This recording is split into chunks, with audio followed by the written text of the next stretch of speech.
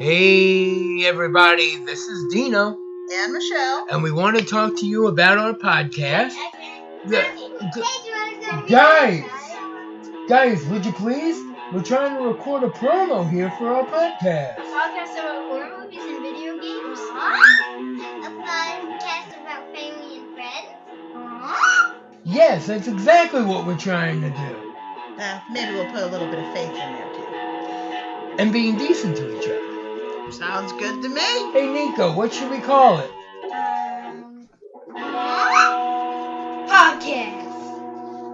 On the Farsighted Network. Hey there, this is John from Pint Comics. And I'm Lloyd, also from Pint Comics. And I'm the other John, and you get it by now. As you may know, we sometimes use language on this show that can be described as Filthy. Okay. reprehensible, Crude. Sure. nasty. Oh, yeah. Come on, guys. We all know that it's just plain out gutter talk. You've been warned. Listen in.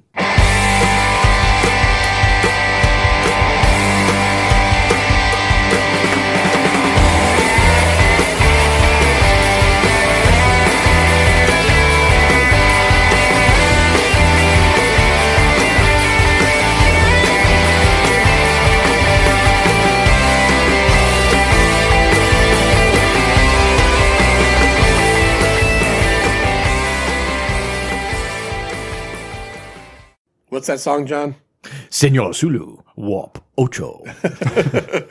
Star trekking across the USA. I don't know the rest of it, so. It's been a long time since I've heard it. We're back with another episode of The Pint, and on this very special, kind of shorter, but a little more focused. And for us, focus means we won't we probably won't talk about 17 different subjects. It might just be 9 different. We're going to discuss, we were just recorded an episode and we realized we were running a little long and we never got to talk about so far what's going on in the second season of Star Trek Discovery and kind of talking about the first season too. So this episode, we're going to talk about Star Trek Discovery. So what that means to all you folks out there that listen to The Pint is if you don't watch Star Trek Discovery, this may be our lowest downloaded episode ever. Or if we're interesting enough, you might want to stick around and just hear it. And maybe you'll go, wow, I want to check the show out. But CBS warning, All Access. CBS All Access. Hey, and if you're a Trek fan and you refuse to watch Discovery, well, you're missing out. Yeah, you are missing out. You are missing out. You are missing out. And Lloyd, what should we tell everybody about this right now? What are we going to be dropping? Intense spoilers, right?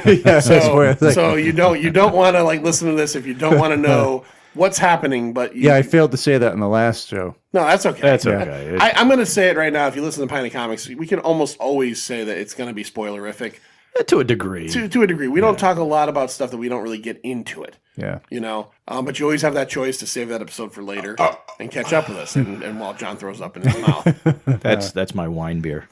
That is, what is it? What is this stuff? Spark Ale. Spark Ale. Sparkling Rose Ale. That can. Oh, sorry, Rosé. By the way, we're already off subject. Rosé. That can, really. that can looks like it teleported here from 1982.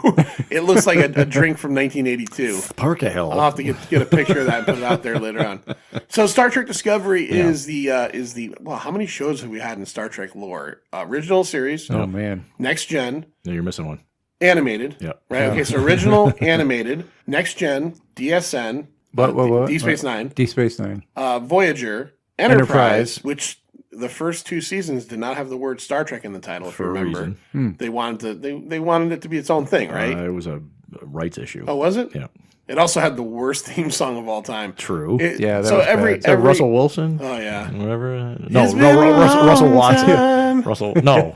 Russell Crowe? I don't know. Russell Crowe. No, Russell Crowe. So Russell Brand? Let's fight it. So that's 6. Come on, Tiger. 6 plus Discovery. Well, Discovery is number 7. Makes 7. Okay, so Discovery was announced a couple years ago, and Not to mention the movies. and the movies, of course. Oh, my. Oh my! And it was going to be the kind of the flagship entertainment on the CBS All Access network, which is a pay-for-play CBS version. This just sounds pornographic. It was all pay access, for play. pay for play. All access. Oh my! Butt access. Both holes. Wow. Who was the guy? Came for Star Trek. What was the guy's name? Who Brian Fuller? Yeah, Brian Fuller. Yeah. My favorite person of all time. Who kind of like I guess, brought He's this right up there along. with Chris Carter. He can, well, at least at the very least, he kind of brought this along. He bailed pretty quickly. So Discovery was announced as being a prequel series, but Enterprise also being a prequel series. This took place after Enterprise. Right. So Enterprise is the adventures of the first. It's the formulation of. Is that a word? Formation. Formation. It's a formulation. It's the formation of the Federation. Okay. Formation of Federation. Well, was the Federation in Enterprise too, or no? Yes. Okay. It's like it's as they're building the Federation. How it's soon or how long before the original series was Enterprise? almost 100 years. 100 years. Yeah. This Discovery, isn't that like 10 years? It's 10 years. 10 years before prior Kirk taking over the Before Enterprise. Kirk. Okay. Yeah. So That's BK. It's BK. It's BJTK. Okay. and for people that are wondering whether or not the series is Prime Universe, as they're calling it now, or Kelvin Universe, it is supposed to be Prime Universe. Correct. The Kelvin Universe is the J.J. Abrams. Yeah.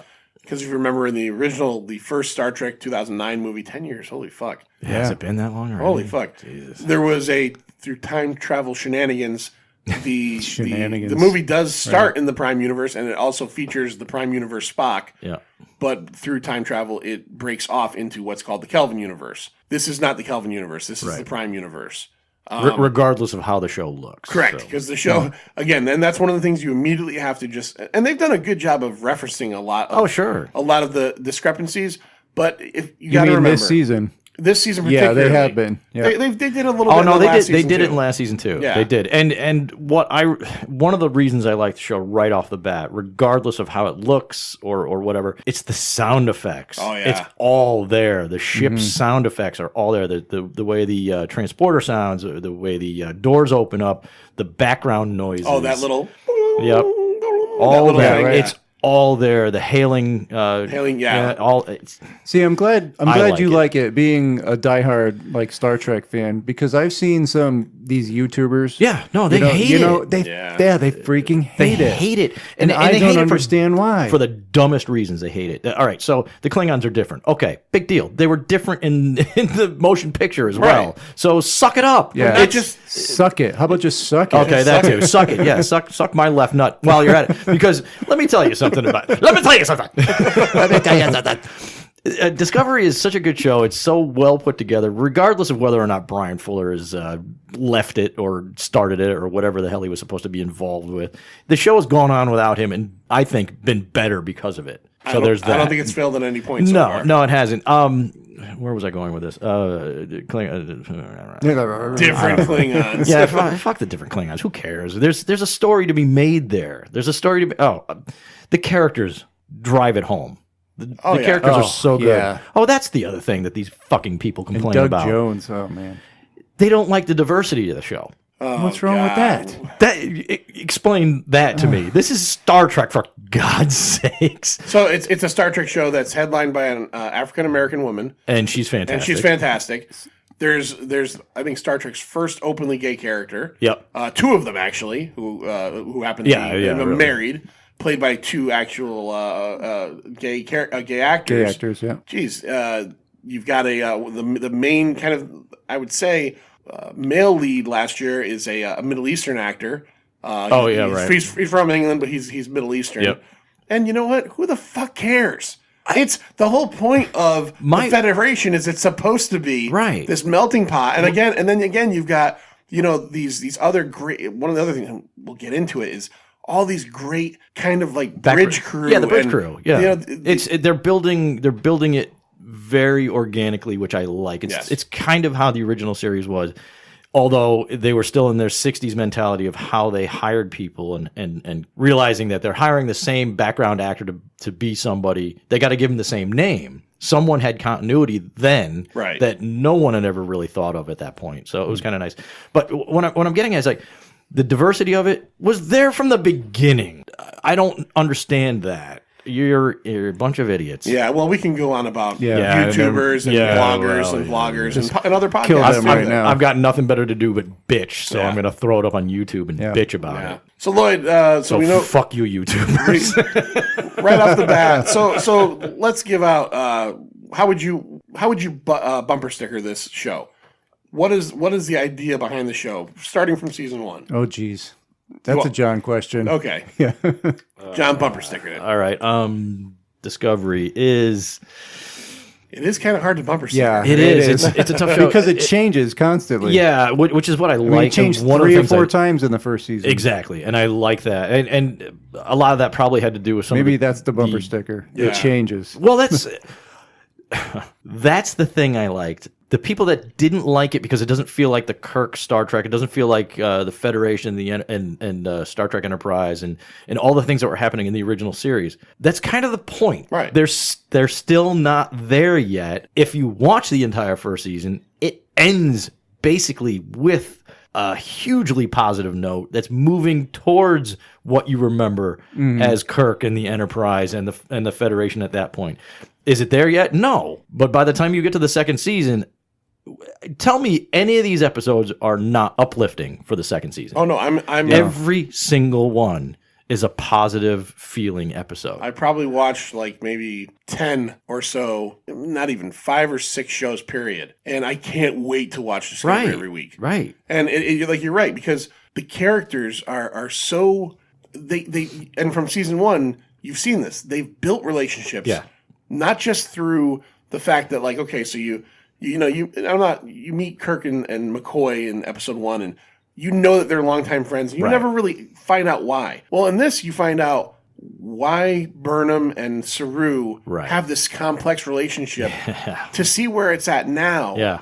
Compared to what they've been through and what they've been doing, and it's amazing. And that's not the only one. There's a bunch of relationships and a bunch of characters that have grown so much in the show. And the second season, with the relationship of Michael and Saru, you get more of it. It makes this first season that much better because there's so much redemption that has to be done with the Michael character. So Michael Burnham is a first officer on the USS Shenzhou, captained by Philippa Giorgio, played by Michelle Yao, which is great. Chinese woman, so now more diversity. And I love her. Okay.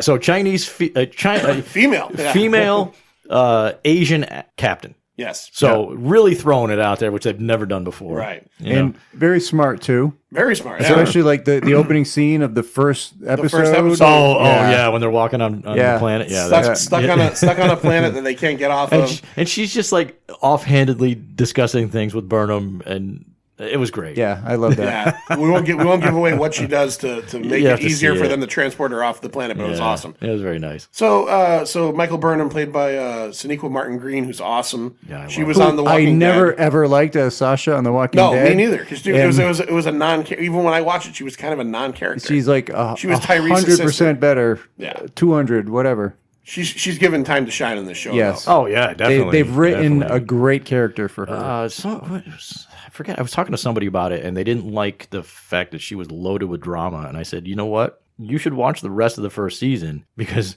the drama it's over the top in places. She's been through some shit. She has been through it, and it's necessary for that character to get to the end point of that season. And the drama is not a bad thing. Yeah, no. So in season 1, through various plot machinations, she is labeled as a traitor to the Federation. Right. And she is on her way. And she's on her way to a Starfleet brig to spend the rest of her life when she gets recruited to not be a part of the crew, but she's recruited to be on the starship Discovery. Right. Which is captained by Jason Isaacs as Gabriel Lorca. Who was another reason I wanted to watch this show because I like Jason Isaacs a lot. Really quick side note. I'm sorry. Did you notice on the Orville a couple weeks ago, there was a character, Lokar? Yeah, I saw it. They rearranged the name of Lorca and made Lokar. Oh, no. I'm too behind, I think. Yeah. You're not missing anything. I still love that show. But I think the last episode I saw was where the robots started banging the doctor. Oh, yeah. That was such an odd episode, but it was good. But Wait till you get you missed something. We're not going to derail off of that and get into fake Star Trek. So she ends up on this ship that there's something going on in this ship nobody talks about it out in the open. There's something happening on this ship The ship has a special purpose. What was it? Black Alert. Black Alert. Yeah. Black Alert. Black Alert happens. Now, the other half of it is she's a traitor to the Federation. She caused a lot of damage in her wake. Yeah. And probably about 20% of the crew on Discovery is It's from her old crew. ship. It's her Yeah. crew. And they don't like her very much. Yeah. And this is where we meet, again, we've already met him, but Commander Saru, Yep. who is one of my favorite Star Trek characters of all time. Yeah. I'm not talking about this show. I'm not as big a Star Trek fan as you, but this guy is one of my favorites. It's Doug Jones, Yep. who is the awesome. He's kind of an Andy Serkis type actor, but he's been around probably longer. Played Abe Sapien in the Hellboy movies.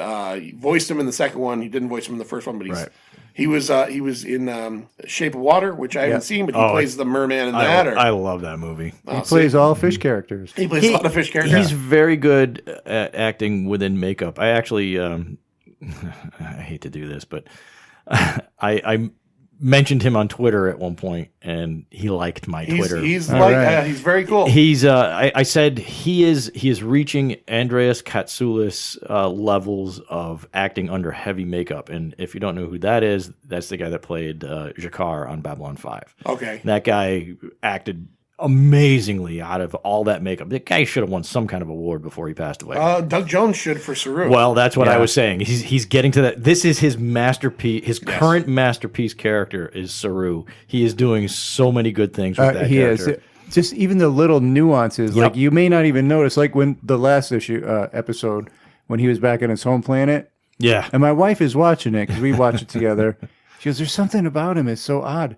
And I said, when he walks, his hands are behind his body. His hands swing. His hands don't swing down; they swing. They behind swing him. sideways. Yeah. Did you hear the story about why he does that? No, I had no. I just saw it. I'm like, oh my god, that's brilliant. He partly does it because of the footwear he's wearing. It seems like the Kelpian feet are supposed to be kind of odd. They're different because the shoes. He wears some weird shoes. He's walking on the balls of his feet. He's walking on the balls of his feet because his sister had the same shoes. So the feet must maybe are hooved almost or something. Whatever they look like. But the story is to walk in that footwear for the character. He learned from catwalk models. Supermodels, yeah. Catwalk models, and they put their hands behind them when they walk in the high heels. Well, it's so perfect for the character. His walk, you can really see it in this last episode where he's really, because you get to see more images of him. His fingers swing. Yeah, the fingers are weird. The way he splays his fingers out. He's just so good at that kind of stuff. So we get to meet him. We get to meet. Let's see. You get the bridge crew. There's all these random, but the same. Yeah, for the most part, it's all the same people. Yeah, you've got the helmsman Detmer, who was severely injured due to Burnham. Yeah. And, so there's cybernetic implants, which you didn't see in that the original series. She's got the eye and her hair shaved, and she's got that thing on her head. Yeah. And again, the bridge crew's very diverse. The communications officer is an African American guy. I think maybe the weapons officer is the Asian guy. Again, I only say these because they don't say the names of the characters very much, and I can't remember. One is Rice, and it's spelled RHYS. And one is Reese. Okay. Rice and Reese, which I'm like, really? You're going to get that close? Because it comes up in the second season where Pike has got to remember all their names. And you get that. Now the not the helmsman, that's Detmer, the navigation officer. The one who went with them on the planet to the church. Yes. Yeah. Her name, I can't ever remember. He says it a lot, but I can never remember her name. She's got a great accent, too. She does. I love when she talks. Yeah. She's awesome. And it's robotic great character. Which apparently is going to have a solo episode. Oh, really? Coming up, yeah. Okay. So you got this great crew. Arium. Yeah, right, because they said it several times in the last episode. Yeah. And the first season revolves heavily around the start of the Klingon War with the Federation and how that all starts. The Klingons are not what we know from Star Trek. They're hairless. They're big-headed, weird lizard-looking and things. they're all divided into different clans, which is about what you remember from Next Generation.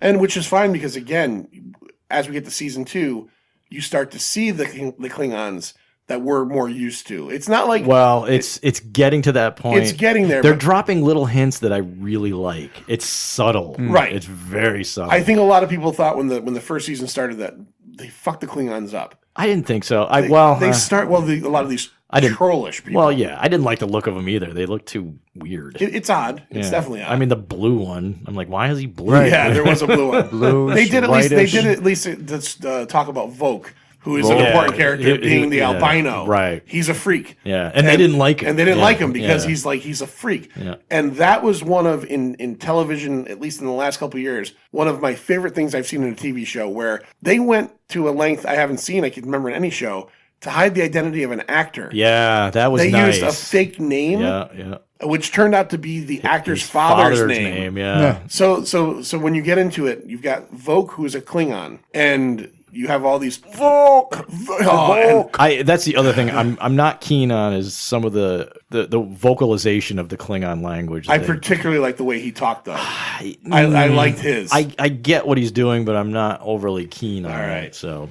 Volk is kind of creepy. Is this albino Klingon who I know feels what like you mean. who feels I like get that feeling. He wants to be more. And what we're talking about in terms of hiding the identity of the actor is later in the series you end up meeting a human character who's in Starfleet who, lo and behold, is not what he seems. Right. That's all I'm going to say. You could probably put together what I'm talking about here. Yeah, it's all over the internet. So. They actually hid the identity of the actor. They did a real nice in job the makeup, doing that. Yeah, so you wouldn't know things when you see a different character later. Yeah, and it was handled really well. And it was a nice introduction too, like because you got Jason Isaacs, who also has a secret, his character of Lorca. But when he meets Tyler for the first time, it's like, okay, this is kind of neat. They like each other. He's going to save him, bring him off the whatever that was. I honestly forget what they're on a Klingon prison ship. Yeah. It was a ship. It all worked out in the wash. It's a little clunky in places, but by the time you get to the end of the first season, I really enjoyed it. I did too, and we cannot get out of season 1 in terms of just kind of talking about the show without talking about Anthony Rapp as Stamets. Yeah. Stamets. Now, we were talking earlier about the Black Alert and the weird stuff that's going on with Discovery. And what it is you'd never guess it. There's no way, if you were to say, okay, it's some warship. I initially thought when they kept on talking about this ship is different, I thought it was a Federation ship with cloaking ability. Yeah. I'm like, they figured cloaking out. No, they did and completely different. It must have been so catastrophic that's why they're not using it in the future. No, they're doing something different. And without getting too, again, we're going to do spoilers, but we'll keep some of it hidden. It's a different kind of propulsion. It's a different kind of propulsion unit. This ship can do things that no other ship that we've ever seen in Star Trek can do. And I have a feeling we're going to find out eventually through the course of why. Yeah. And we kind of already we already have an idea of what can go wrong with this. Right. So you have Stamets, who's Anthony Rapp, who's probably best known as a Broadway actor. I don't know. Other than Dazed and Confused, he was one of the original cast members of Rent. He was in. Was he in Rent? The thing that I saw Rent at the Bushnell. This is how I recognized him. He said something in Discovery, and I was like, "That's the kid from Adventures in Babysitting. Yes. That's the friend of Keith Coogan." Yes. Okay. Yep. I mean, and I guess it's just the way he enunciates something, and he would say in that stupid movie, he would go, "You think?" Yeah. And I guess more infamously, he's the kid at the time that Kevin Spacey tried. The guy who brought down Kevin Spacey. Kevin Spacey. Kevin Spacey brought himself down. Yeah. But no, I know what you mean. Yeah, brought to light. But I think the one I want to talk about pretty much the most, because again, Doug Jones, one of my favorite characters, but maybe one of my other favorite all-time Star Trek characters. Tilly. Yeah. And I got to be honest, when you first meet Tilly, played by Mary Wiseman, she's this really smart, really enthusiastic, chatterbox. Annoying. You know what she is. Annoying ensign. Or not even an ensign, she's a cadet. She's a cadet, yeah. She's a cadet. What is she? She's on the spectrum of being Hans Espenson. What do you call that? The... Espenson Bar or something? Espenson. Hans Espenson was from Boston Legal. Oh, okay. So it's the Asperger's. Okay, is that what it is? I'm pretty sure that's what it is. She's on the spectrum, and it's right in the first episode, or the first episode she appears in, where she's like, "You're on my bed." It's I can only sleep on certain types of that was material. Yeah, and She ends up and the way she is when she talks. The first episode or two, I honestly thought I'm going to hate this character. She kind of grates on you a little bit, but I love her. It I love her now. doesn't take long before you're like, she's the most. She grows on you. Oh yeah, she's grown on me totally. Completely. She's grown on me totally. In season 2, and it was great to see her in the mirror universe being that cat. I forget the name. I wasn't Captain gonna, Killy. I wasn't going to give away the mirror universe stuff because honestly, I'm done with the mirror universe. Yeah. I have been. Done I still with liked it though. I still thought it was interesting the way they incorporated it, particularly now in the first season. It's you think the whole Klingon war is the focus of the season, and it's not. No, there's a lot going on. Yeah, in there's that show. a lot more going on, which is really cool because they're continuing that for the second season as well. Right, so, the mirror universe in the first season, which I thought when it was introduced would be one episode, was like 3 episode arc. Right. It was more than that. It was 3 or 4, and well, then, it carries on. So, and then they kind of and then they incorporate elements back into it again. But yeah, so you got Tilly, who's this cadet who wants to be a captain someday. And in the mirror universe, she's Captain Killy, and she is the captain, and she's like she's the scariest, most badass. Stepped right into the role too. It was great. And I gotta say, for just the actress alone, her hair is super memorable. Oh, her hair. She has great. this like waist length long red curly hair. When you think about it, all of the main characters have some pretty interesting hair. I mean, Sonequa Martin Green's hair alone, it changes from episode to episode, and it's unique and different, and I like it. I like in the very first episode she appears in. It's got the part on one side, and then that eventually goes away. Sonequa Martin Green's character is a human that was raised on Vulcan by Sarek and Amanda, and she is Spock's kind of half sister or stepsister, whatever you want to call her. The actress does the eyebrow as good as anybody's done it since Leonard Nimoy. And what I really liked was... And she throws it in once in a while in an awesome way when she's like puzzled by something or... Yeah. She did it in the episode I watched that so subtly, but it's like, holy fuck. Well, over the course of the first season, you see her go... She becomes less and less Vulcan-like and more human. Right. Which I thought was a nice little transition as well. Yeah, because when you first meet her, she's very stoic. Very stoic. Yeah. Very, like she had already, gone through the purging of emotions type thing. Yeah. But she still has that contact with the human world that brings her back out of that. Yeah, there's some good stuff with the characters. I mean, I didn't want to see so much of a connection to the original series, but it's working out. I'll throw something at you right now. All right. That may surprise you. Put this up on Facebook. So it's out in the public domain, if you wish. And I put it on Keith R.A. DiCandido's page. Oh, our former radio guest. Yeah, where we were discussing Discovery. And I said, Anson Mount, as Captain Pike, is quickly becoming my favorite captain ever. He's challenging Shatner for that position. Kirk is my favorite captain. And he will always be. But for Anson Mount to get to that height... I mean, Picard never came close. I like Picard. I like Cisco. No. That's Cisco. And I never. The way he delivered his lines were weird. I didn't like him so much. Yeah, I wanted more of that, and I got less of that. Yeah. And I think I'm getting to where you're at too. But he's the way he delivers, the way he punches the words. He's all right. So second season, he's got humor. He's got a lot of humor. I love it. And he's not trying to emulate Jeffrey Hunter, who played Pike originally in the pilot.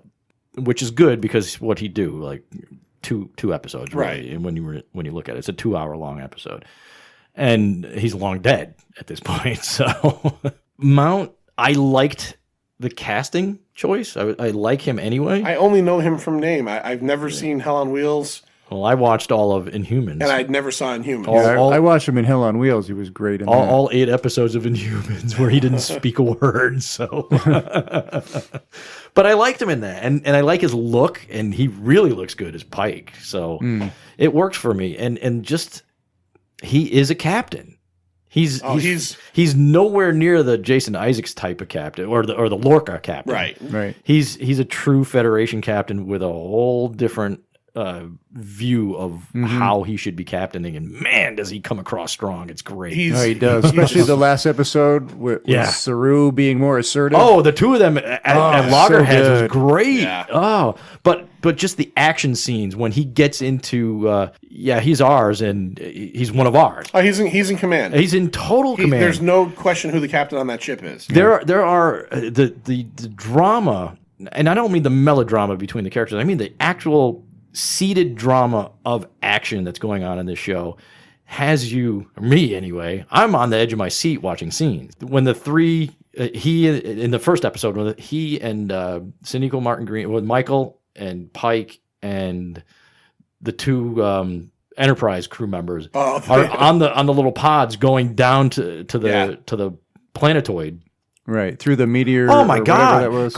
Tell me you weren't like gripping something like this. This is amazing. It was awesome. It's finally we're getting that kind of film quality TV show that just makes you want to see more. It is well done. Yeah, it's so good. And if you're listening to this great. and you're going, Pike, he's the captain of the Enterprise.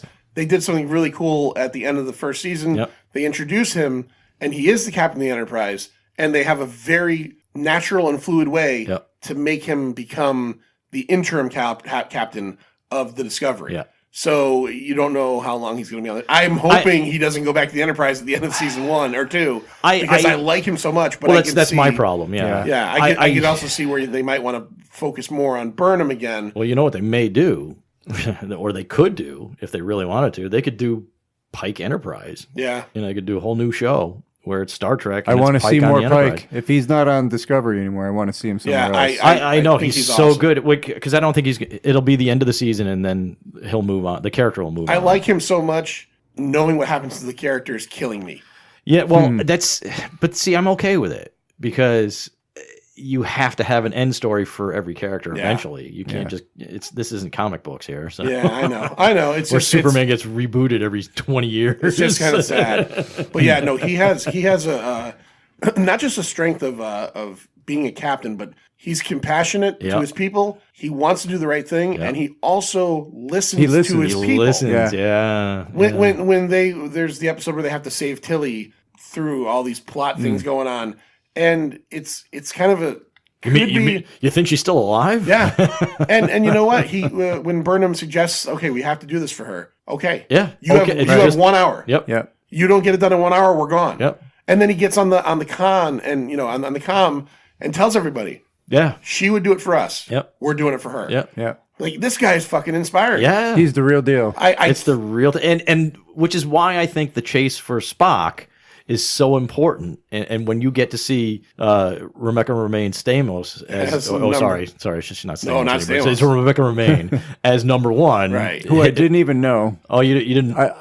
I didn't know till that. Like Rebecca Romaine was in that episode. Yeah, she did look. She looked a little. Her face looked a little. She's put on weight. Yes, for one, I saw. And her hair was super dark. And I watched some of the Librarians. The dark hair threw me off. Yeah. I watched her in some episodes of the Librarians, which is an awful show. So if you haven't, the one with Noah, Wiley. If you haven't seen it, don't bother. Don't bother. If you like it, I'm sorry because I hated it.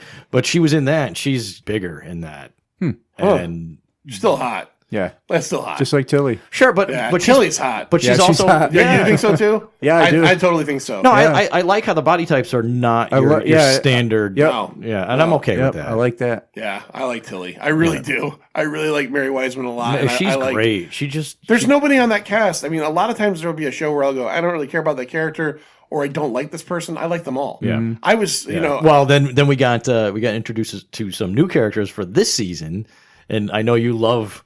The comedian there that was on the ship. Tig Notaro. Notaro. Oh God, she's so good. Isn't she? She's not only so good, she has one of the best names in Star Trek history. Yeah. Jet Reno. Jet Reno, yeah. She I keep thinking Janet Reno. I know, right? When I hear it every time. Jet Reno to me sounds like a superhero almost. Right. Or something. And she is a superhero. Yes, exactly. Yeah. She's a freaking scientist who can perform brain surgery and she's an engineer. Yeah.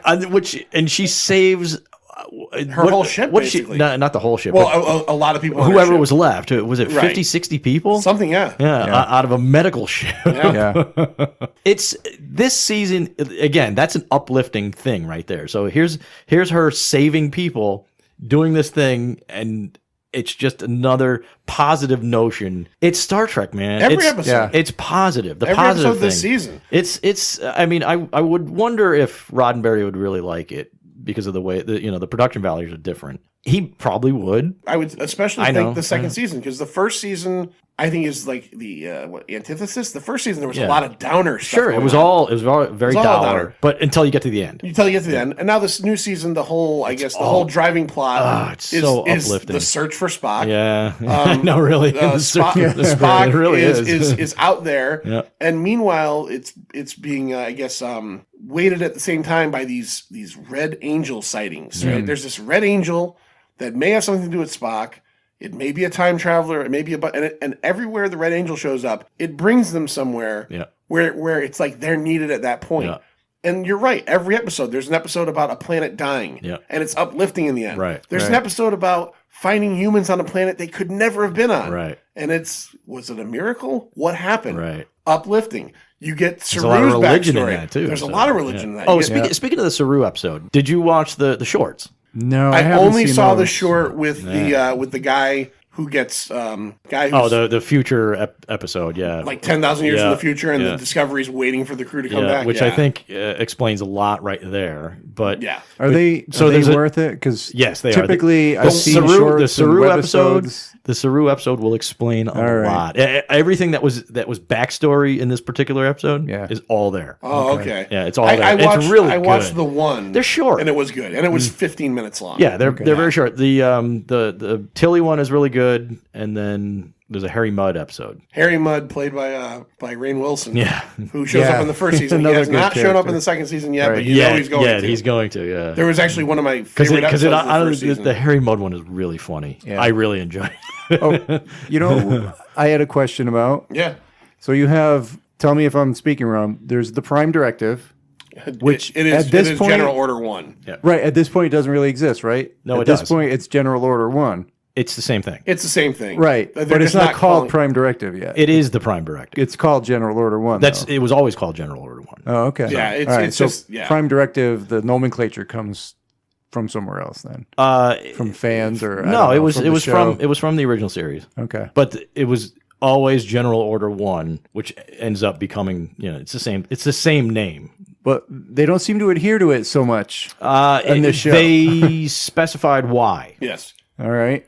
In the Saru episode, so they're not supposed to interfere with non-warp capable planets. Yep. In the Saru episode, the Kelpians know about space travel because of the Baul or whatever. There's a gray area. So there's a gray area. So he even says, he goes, but they're like, let's go anyway. Right. But on top of that, when the Baul, whatever the hell they're called, those creepy oily aliens. That was fucking weird. Chocolate sauce. When take a Kelpie and dip it in chocolate sauce, and you got a Baul. When they're going to exterminate the Kelpians, well, they got to step in. So because it's the opposite of General Order. Would Kirk have done that in the original series? Yes. Yeah. Yeah. Kirk was breaking that thing. No, he wasn't. Didn't he? No. There's a belief that Kirk broke General Order 1 constantly, and he didn't. He actually followed the rules a lot more than you believe. It's just the way that people perceive it. You got to go back and watch all the episodes. Ain't nobody got time for that. Oh, come on. There's only 60 some odd episodes. I have them all. You don't have to watch the shitty ones like Omega Glory. I mean, which I love. Make me a list of what to avoid. All of season 3. Yeah, season 3 is kind of rough. Don't watch Spock's brain. No, you kind of have to watch that one because it's so bad. It is really fucking bad. It is really bad. So let's talk. Okay, so we talked a lot about kind of like the plot, the actors and actresses we like a lot in it. What about the look of the show? I love it. Do you like the look of the show? I absolutely love it. You like the look? You like the? I know you don't. I love the design of the ship. I've already drawn sketches of the ship. I love the ship. I can't stand the ship. Oh, I love the ship. I do. I like the long, sleek, just elongated, flat angular body. Look of it. It doesn't have the tubular the standard nacelles or anything like that. Now I understand why it looks like it does. When I found out why, I accepted it more. Okay. And it was designed. It's an actual design by I think Macquarie designed it. Believe it or not, for Star Trek Phase 2. Yeah. And it was going to be the Enterprise, but they decided, one, Phase 2 never happened, and then went with a interesting. redesigned version of the You Enterprise. should read about that. The whole Phase 2 thing. There's going to be a Paramount network in the 70s, right? They were looking to do a Paramount network. They were going to at that time. There was no UPN back then. They were going to do a Paramount network, and the flagship show was going to be Star Trek Phase 2. Yeah. With the original cast. The original cast, except for Nimoy. It was going to be a different Vulcan character, Zahn, who ends up in the motion picture. Yeah. The actor did. I don't know if he's playing the same character. Yeah. Is he? Yeah. And he ends up getting mangled in the transporter. There's a transporter mishap. Okay, yeah. I got to watch that. I could be wrong. He might not be the same character, but regardless. It is the actor. Yeah, it's the same actor, yeah. So the look of the show, I like the look. The ships, I will say the one look I wasn't crazy about, like you guys said you didn't like the Klingons so much. I didn't mind the Klingons' look. I hated their ship look. Compared to the Birds of Prey that we know. Well, they're getting there, yeah. But they're getting there. They've shown that. Yeah, the Birds of Prey are so awesome. The Birds of Prey are awesome. Well, I just like the battle cruisers. The D7 class battle, which they do actually mention. They mention and show you one, right? Yeah, they show have you a one, hologram of them, like actually, the blueprint kind of. My problem is I prefer the costumes from the original series. I want those uniforms, and you get them for 10 minutes. They're redesigned. Yeah, I love it when Pike comes in, but they're redesigned. Yeah, there's a zipper down the front. They are redesigned. Yeah, I honestly don't redesign them. The originals are so iconic and so perfect. You can't improve on those. It's William Ware Thieves, for crying out loud. I mean, it's just awesome stuff. Sure, there could be a changeover from what Pike's wearing to what you get from the original series, and also the color was off, but.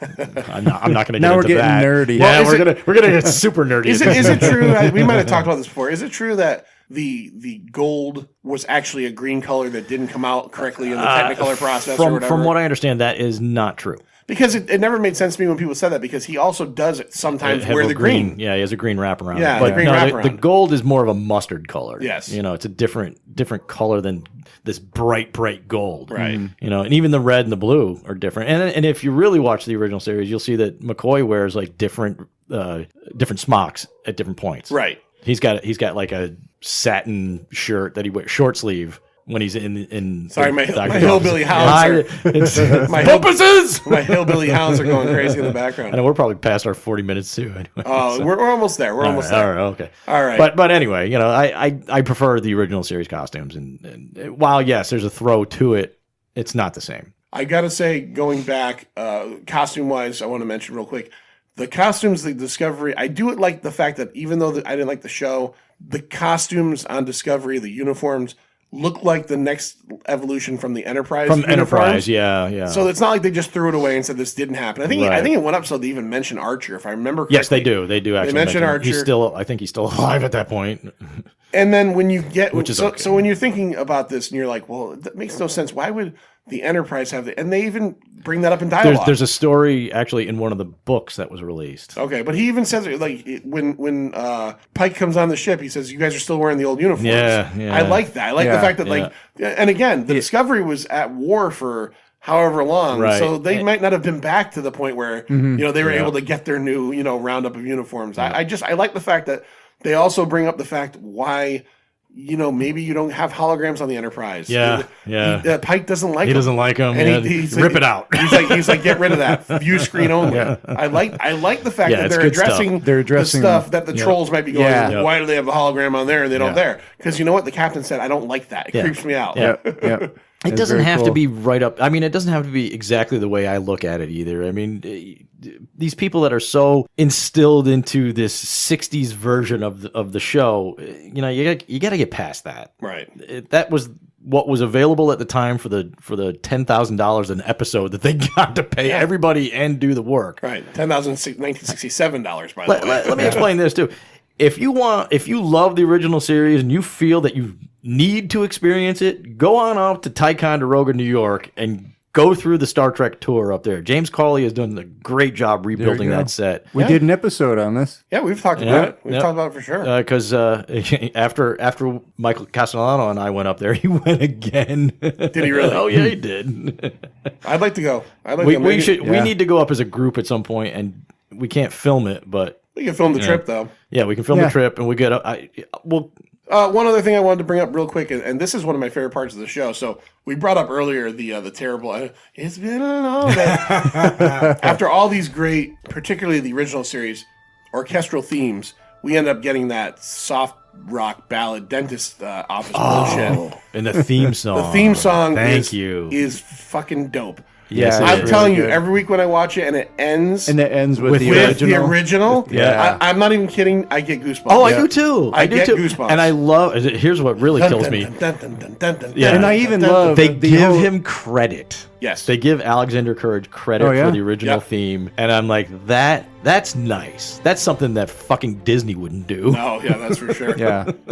So you like the opening credit sequence? The opening too? credit sequences and they're like, nice, huh? Yeah, I don't know how you would explain even gassy sort of outlines. A flower so cool. Opening and blueprints of the Enterprise or the Discovery and things change. Like the first season had different look. I mean, it's the same look, but there's like different things that pop up. Some of the things you see are different. There's like a claw that comes out at one point. I mean, I love the design of some, the schematics. Yeah, the schematics of the communicator and the phaser. Yes. When they go through that, I was like, oh, this is fantastic.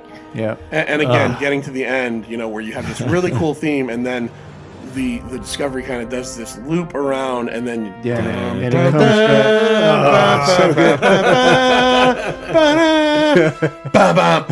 Oh, we're nerds. I'm glad you said that, because honestly, I got goosebumps. Even if I watched the Blu-ray, I would not skip the beginning of that show. No, you just because let it it's so play. fucking cool. Let it play. Yeah. So I guess the roundabout is, Lloyd, would you suggest Discovery to anybody out there, even if they weren't a Star Trek fan? I absolutely would. Yeah, absolutely. If you like space travel, if you like sci-fi, any of these things, aliens, you got to watch this. Yep. Yeah, I don't know what these YouTubers are all ranting about. They need something to bitch about. Yeah. So. That's right. Yeah. If you like well-written shows with good characters that are progressing. Yeah. Oh, not to mention the effect when the spore drive kicks in. That's the a spinny neat thing. Yeah. That is so cool. Not too practical, but very cool to watch. The Discovery is such a weird ship, and it makes sense the design of it. Yeah. In the show. So I don't know. Well, I guess you could just say it right now. Pint Comics approved. Oh yeah. Star Trek Discovery, and it's only halfway through. Polka. Yeah, Polka. It's only POCA. Yeah, and definitely season 2 is far superior to season 1, which was an awesome season to begin with. And we still have at least 5 or 6 episodes from where we're at right now. And I'm itching to watch the next episode. Yeah. All right. You know what? Let's go. Yeah. Let's go watch Let's go see it. Let's go watch some Discovery. So from us at Pint Comics, Sir John the Manster and Johnny Ganache, live long, prosper, and see ya. We're out. Bye. It's over, Johnny. It's over! Nothing is over! Nothing! You just don't turn it off!